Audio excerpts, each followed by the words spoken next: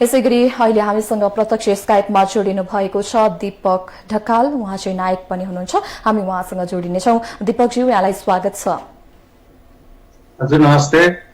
हजुर, अहिले जुन यो पछिल्लो समय कोरोनाले जुन अहिले देशको अर्थतन्त्रमा नै ठूलो धक्का पारिरहेको बेलामा अहिले फिल्म क्षेत्रमा चाहिँ के कस्तो हालको प्रभाव पारिरहेको छ, यसको बारेमा जानकारी गराइदिनुस् न। पक्कै पनि यति बेला विश्व नै कोभिड-19बाट पक्कै पनि प्रभावित भएको छ र विश्व नै प्रभावित भइसकेपछि पक्कै पनि हाम्रो नेपालको चलचित्र क्षेत्र पनि एकदमै सङ्कटमा परेको अवस्था छ।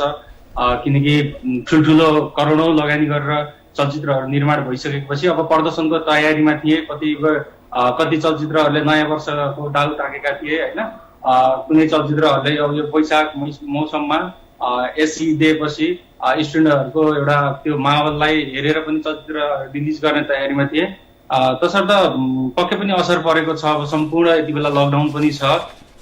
चलचित्र क्षेत्रलाई धेरै पनि धक्का परेको छ। प्लस अब हाम्रो भिजिट नेपाल 2020 हाम्रो यो चलचित्र क्षेत्रबाट हाम्रो अब सुटिङमा जाने अथवा नेपालको रमणीय स्थानहरूलाई हामीले त्यो स्थानहरूमा पुगेर चलचित्र छायाङ्कन गरेर भिजिट नेपाल 2020 लाई एउटा अझ सपोर्ट, अझ एउटा टेवा पुगोस् भनेर हामीले जुन एउटा मिटिङ पनि बसेको थियो हाम्रो चलचित्र कलाकार सङ्घहरूको, त्यसरी हामीले अगाडि बढ्ने भनेर पक्कै पनि अब कोरोनाले गर्दा हामीलाई धेरै पनि लस भइसकेको पनि छ अहिलेसम्म। अब हेरौँ अगाडिको दिनमा अझ के कस्तो हुन्छ।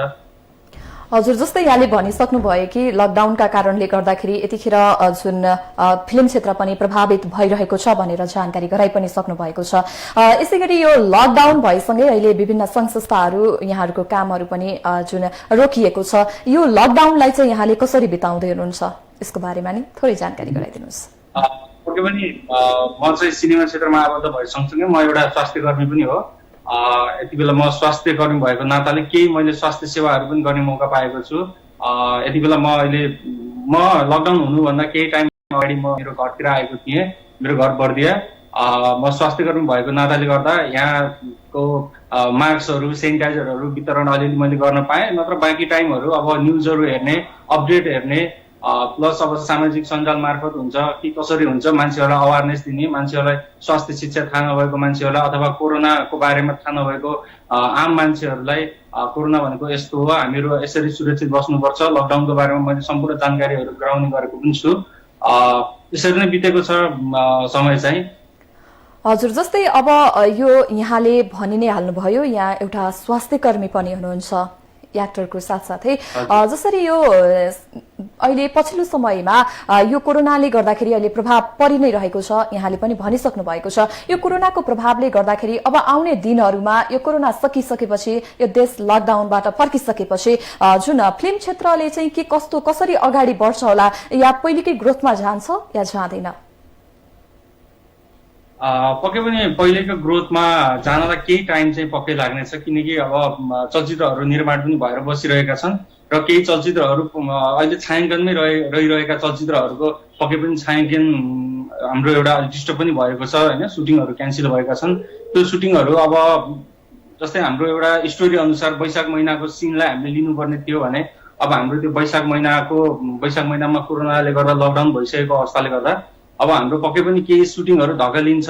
त्यसरी नै यो अब आर्थिक मन्दी पक्कै लाग्नेछ सिनेमा क्षेत्रमा पनि। अब आम जनमानसमा एउटा एक किसिमको प्रभाव के परिसकेको छ भन्दाखेरि तपाईँको कोरोना अब एउटा भिडभाडमा जानु हुँदैन भन्ने किसिमको मान्छेहरूलाई एउटा पोजिटिभ भाइब्स पनि पक्कै परेको छ। अब सिनेमा हलमा गएर सिनेमा दर्शकहरूले हेर्ने अवस्था छैन यो बेलामा। किनकि सिनेमा घरमा पक्कै पनि 400-500 मिनिमम पनि 100-200 जना दर्शकहरू गएर हेर्ने हलहरूको क्यापेसिटी छ। प्लस 400-500-1000सम्म दर्शकहरू गएर हेर्नुहुन्थ्यो भनेदेखि अब त्यो अवस्था छैन। किनकि मान्छेलाई एक किसिमको डर पक्कै पनि भइसकेको छ। जबसम्म यसको भ्याक्सिन बन्दैन र यो पूर्ण रूपमा विश्वमा, नेपालमा मात्र होइन पूर्ण रूपमा अल वर्ल्डमा यो जबसम्म कन्ट्रोल हुँदैन तबसम्म हाम्रो नेपाली सिनेमा क्षेत्रलाई पक्कै पनि गाह्रो हुनेछ। अब अरू देशहरू के कसरी अघि बढ्छ, प्लस अब हामी पनि त्यही अनुसार बढ्ने हो। अब अहिले सुटिङहरू बिस्तारै गर्ने, अहिले पक्कै पनि चलचित्रहरू टाइममा प्रदर्शन हुँदैन, केही टाइम पक्कै लाग्नेछ। अब यसरी नै अगाडि जानुपर्ने एउटा स्थिति आइरहेको छ सिनेमा क्षेत्रलाई। जस्तै अहिले कलाकारहरूको माग ठप्प नै छ, त्यस जस्तै गरी अब काम गर्नेहरू जुन तपाईँ जस्तो स्वास्थ्य कर्मी हुनुहुन्छ भने स्वास्थ्यसँग आबद्ध हुनेहरूले त अब काम गरि नै राख्नु भएको होला होइन, जस्तै जीविकोपार्जनको लागि कुनै पक्षले काम गरिरहेको महसुस गर्नुभएको छ कि छैन? हजुर के भन्नुभयो हजुर? जस्तै अहिले कलाकारहरूको माग ठप्प जस्तै नै रहेको छ होइन, जीविकोपार्जनको लागि अहिले जुन कलाकारहरूलाई कुनै पक्षले सहयोग गरिरहेको महसुस गर्नुभएको छ यहाँले? पक्कै पनि कलाकारहरूलाई सहयोग त कहीँबाट पनि आएको छैन, बरु उल्टै हामी कलाकारहरूले नै अब सहयोग गरिरहेका छौँ। किनकि अब हाम्रो प्राविधिकहरूलाई पनि मैले पनि केही राहतहरू वितरण गरेको थिएँ, प्लस मैले यो नेपालगञ्ज र बर्दिया क्षेत्रमा केही मास्कहरू पनि मैले वितरण गरेको थिएँ। अब कलाकारहरूलाई त हामीले सहयोग छ नि, यो बेलामा त अब हामीलाई माया गर्ने दर्शकहरूलाई नै हामीले नै सपोर्ट गर्नुपर्छ, जे जति हुन्छ थोरै धेरै हामीले नै सहयोग गरेका छौँ। पक्कै पनि अब हामी कलाकारहरू एउटा म्युजिक भिडियो खेलेर अथवा एउटा सिनेमा खेलेर केही टाइम हामीलाई बस्न खान पुग्ने अवस्था छ नेपालको स्थिति अनुसार होइन। त्यही हिसाबले अब हामीलाई धेरै गाह्रो छ। अब अहिले हामीसँग छ अलिअलि छ र हामीले पक्कै पनि सहयोगको भावना राखेर हामीले अगाडि बढेका छौँ र भोलि हामीसँग आफै हामीसँग एउटा खानै लाउने बस्न गाह्रो हुने अवस्था आयो भने पक्कै पनि अब त्यो बेलामा हाम्रो पनि सङ्घ संस्थाहरू छ, पक्कै पनि नेपाल सरकारले हामीलाई हेर्नेछ भन्ने हामीलाई एउटा आशा लिएको छ र अहिलेसम्म कलाकारलाई कुनै पनि कहीँ कतैबाट कोही कलाकारलाई पनि सहयोग आएको छैन र कलाकारले चाहिँ उल्टै हामीले दर्शकहरूलाई अथवा नेपाली जनताहरूलाई हामीले सहयोग गरिरहेका छौँ। हजुर, जस्तै यदि सरकारले हाल तोकेको वैशाख 15 सम्मको यो जुन अवधि लकडाउन यदि खुकुलो बनायो भने चलचित्रहरू जुन हलहरूमा सञ्चालनमा आउनको लागि कतिको सम्भव छ यदि बनिसकेका चलचित्रहरू? हजुर, चलचित्र हाम्रो कलाकार संघको प्लस चलचित्र विकास बोर्डको अस्ति हाम्रो मिटिङ पनि भएको थियो, सबै फोन वार्ताहरू भएको थियो। फोन वार्ता हुँदाखेरि अब यदि सरकारले लकडाउन खुकुलो गरिदियो भने पनि कम्तीमा पनि विश्वमा जबसम्म यो टोटल्ली रूपमा कन्ट्रोल हुँदैन तबसम्म हलमा सिनेमा हामीले प्रदर्शन नगर्ने भनेर एक किसिमको हामीले पनि माग गरेका थियौँ। किनकि चलचित्र रिलिज भइहाल्छ, दर्शकहरूको अब सङ्ख्या पक्कै पनि कम हुनेछ हलमा। एक त व्यावसायिक तरिकाले पनि चलचित्र असफल रहन जान्छ, जसरी पनि दर्शकहरू हलमा गएर हेर्न सक्ने अवस्था पनि छैन। त्यही भएर हाम्रो माग चाहिँ कम्तीमा पनि अझै 4-5 महिना सिनेमा रिलिज नहोस् भन्ने हाम्रो एउटा मिटिङ जस्तो बसेको थियो र प्लस हामी कलाकारहरूको माग पनि छ। हामी कलाकारले नै निर्देशक र निर्माताहरूसँग माग गरेका छौँ, निर्माताहरूलाई पनि हामीले नआत्नुहोस्, अब अहिले यस्तो कोभिड-19 को महामारी फैलिरहेको छ, यो अवस्थामा दर्शकहरू पनि हलमा गएर हेर्ने अवस्था छैन, निर्माता पनि घाटामा जाने प्लस कलाकारलाई पनि अब माया गर्ने दर्शकहरूले पनि हलमा गएर हेर्न सक्ने अवस्था छैन। किनकि दर्शकहरू हलमा गएर हेरिसकेपछि भोलि त्यहाँ महामारी फैलिन सक्ने पनि अवस्था हुन सक्छ, तसर्थ केही समयको लागि पक्कै पनि यो रोकिनेछ। जस्तै यो वर्ष नेपाली चलचित्र क्षेत्र लगायत कलाकारहरूको लागि निकै नै चुनौतीपूर्ण जस्तै देखिन्छ। अहिले विभिन्न क्षेत्रमा चुनौतीपूर्ण नै रहेको छ, तर चलचित्र क्षेत्र र कलाकारहरूको लागि पनि अलिकति चुनौतीपूर्ण जस्तै देखिन्छ। यस विषयमा यहाँ के भन्नुहुन्छ? पक्कै पनि चुनौती छ। अब विगतका विगतमा नेपाली चलचित्र उद्योग पक्कै पनि फस्टाउँदै गइरहेको थियो र अहिले एकाएक भनौँ कोभिड-19 महामारी फैलिएको छ। अब यसलाई हामीले चिरफार गरेर अथवा यसलाई कन्ट्रोल गरेर यो कोभिड-19 हामीले टोटल्ली रूपमा कन्ट्रोल गरेर हामी अगाडि बढ्नु छ। पक्कै पनि यो धेरै चुनौतीपूर्ण कार्य छ, त्यो पनि नेपालको लागि। विश्वमा एकदमै विकसित राष्ट्रहरूले अहिले कोरोनाको एकदमै संक्रमित भएर कतिले त हात पनि उठाइसक्नु भएको छ, हामीलाई धेरै गाह्रो भयो भनेर। त्यो बिचमा हाम्रो नेपाललाई अझ धेरै गाह्रो हुनेवाला छ। तर अब अहिलेसम्म चाहिँ नेपालमा केही सङ्ख्यामा देखिसक्नु भएको छ संक्रमितहरू, अरू कुनै मृत्यु हुनेको सङ्ख्या भएको छैन, त्यो नै ठुलो कुरा हो। यसलाई हामीले सर्वप्रथम सम्पूर्ण नेपालीहरूले सबभन्दा मनन गर्नु पर्यो कि लकडाउनलाई हामीले सबैले फलो गर्नु पर्यो। लकडाउनलाई फलो गरेर सबैजना जनताहरूले, सबैजना हाम्रो नेपाली मान्छेहरूले, जनताहरूले घरमै बसेर सुरक्षित तरिकाले घरमा बसेपछि यो लकडाउन पक्कै पनि कन्ट्रोल, यो कोभिड-19 कन्ट्रोल हुन्छ लकडाउनलाई फलो गरेपछि। र हामीले यसलाई जित्न सक्यौँ, भाइरसलाई हामीले जित्न सक्यौँ भनेदेखि पक्कै पनि हामीले भोलिको दिनमा हरेक कुनै पनि कुराहरू हामीले गर्न सक्छौँ।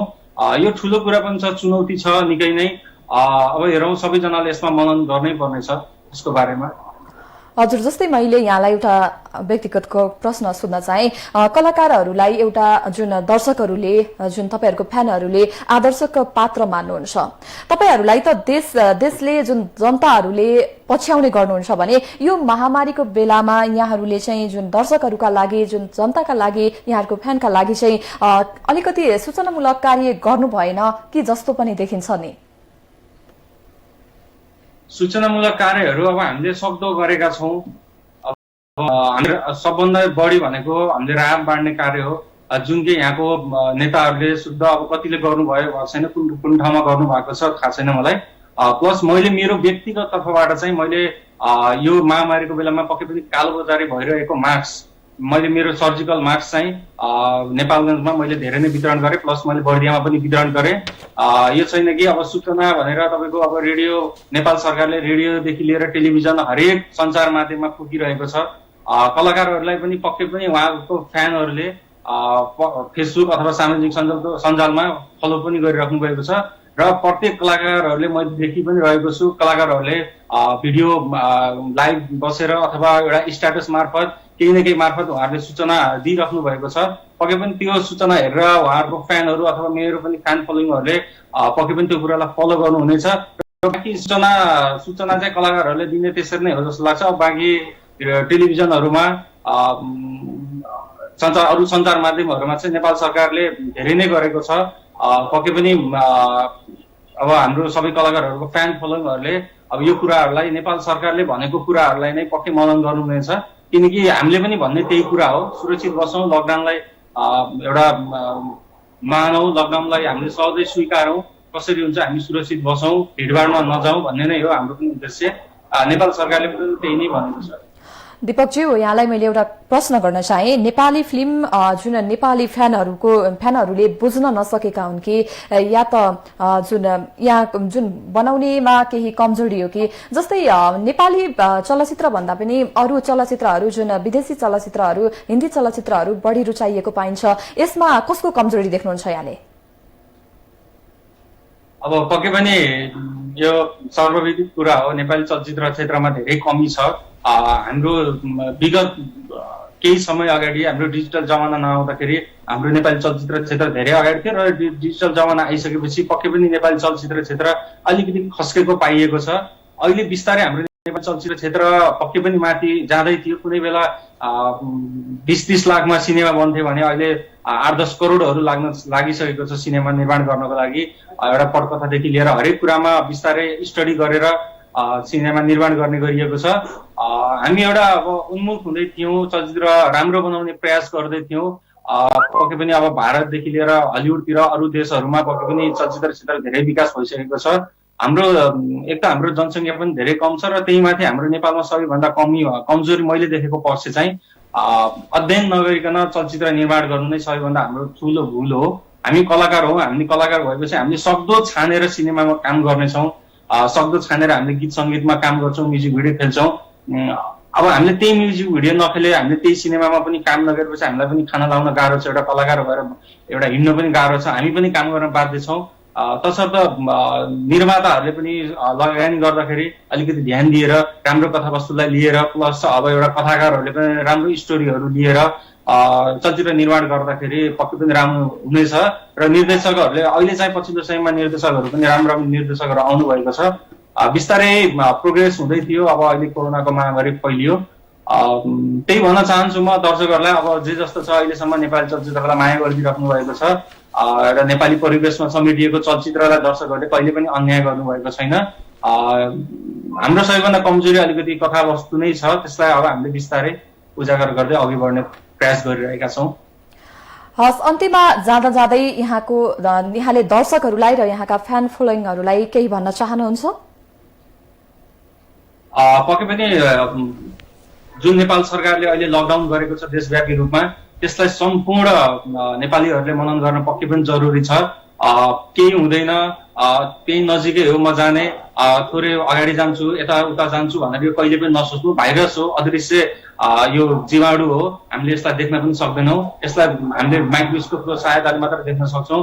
तसर्थ यो जुन कुनै बेला पनि, चाहे जुन कुनै माध्यमबाट पनि यो हामीमा सर्न सक्छ, चाहे पैसाबाट होस्, हामी बजार जान्छौँ किनमेल गर्छौँ, एउटा पैसा मार्फत पनि हाम्रो यो शरीरमा सर्न सक्छ।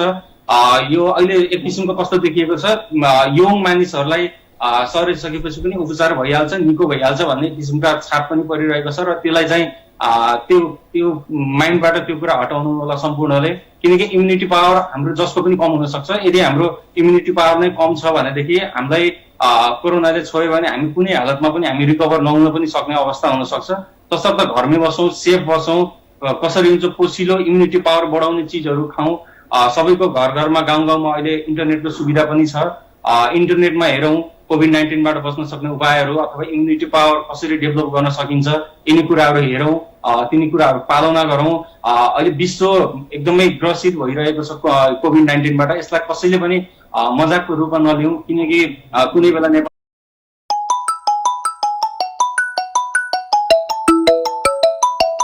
भयो, यो कुनै सानो कुरा होइन, ठुलो कुरा हो। नेपाल जस्तो सानो देशमा 45 जना भनेको निकै ठुलो हो, यो बढ्न सक्ने अवस्था पनि छ। तसर्थ घरमै बसौँ सबैभन्दा राम्रो।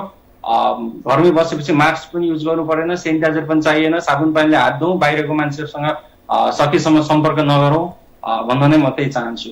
हस्, यहाँलाई समयको लागि धन्यवाद। हस्, धन्यवाद।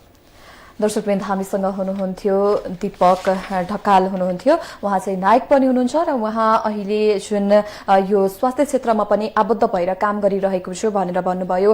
दर्शकवृन्द, हामीले उहाँसँग पछिल्लो समय यो कोरोनाको प्रभावले नेपालको फिल्म क्षेत्रमा के कस्तो खालको प्रभाव पारिरहेको छ र आगामी आउने दिनहरूमा यसको कस्तो खालको प्रभाव रहनेछ भन्ने विषयमा केन्द्रित रहेर कुराकानी गर्यौं। उहाँले जानकारी दिए अनुसार जुन कलाकारहरूबाट पनि जुन सन्देशमूलक जुन सूचनाहरू आफ्नो सञ्चार माध्यमबाट जुन प्रभाव गरिरहेको भनेर जानकारी गराउनुभयो र उहाँहरूले सकेको सहयोग पनि उहाँहरूबाट वितरण भइरहेको र आफूले पनि वितरण गरिरहेको भनेर हामीलाई जानकारी गराउनुभयो। दर्शकवृन्द, लामो समयदेखि आफ्नो जुन परिवारसँग टाढा रहेका कलाकारले घर परिवारसँग समय बिताउन पनि पाउनु भएको छ र उहाँले पनि केही समय अगाडि चाहिँ उहाँ आफ्नो घरमा फर्किनु भएको थियो र अहिले आफ्नै जुन गृह जिल्लामा बसेर जुन यो कोरोनासँग लड्नको लागि जुन सहयोगका हातहरू अगाडि बढाइरहेको भनेर हामीलाई जानकारी गराउनु भएको थियो, गराउँदै हुनुहुन्थ्यो। दर्शकवृन्द, त्यसै गरी अहिले